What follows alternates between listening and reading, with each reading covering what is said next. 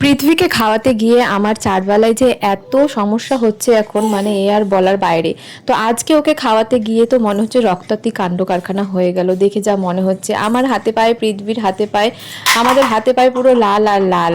তো এই আজকে মানে পৃথ্বীর রাত্রে খাওয়াতে বসছিলাম, ও কিছুতেই খাবে না। তো ফাইনালি ওকে লাস্টে খাওয়ানো হলো কি দিয়ে জানো তো? আমার একটা লিকুইড লিপস্টিক আর লিকুইড সিঁদুর পুরো নষ্ট হয়ে গেল, পুরো শেষ হয়ে গেল। এইভাবে ও শেষ করে দিল। যাই হোক, যতই দুষ্টুমি করুক কিন্তু খাওয়াতে তো হবেই, যেহেতু আমরা মা, না খাওয়াই তো বাচ্চাকে রাখতে পারবো না।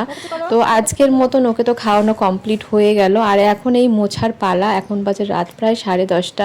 এখন ওকে মুছে পরিষ্কার করে তারপরে ওকে ঘুম পাড়াবো। আবার কালকে সকালবেলা শুরু হবে, মানে ঘুম থেকে ওঠার পর থেকে ওর দুষ্টুমি শুরু হয়ে যাবে। ও 1 মিনিটও 1 সেকেন্ডও বসে না।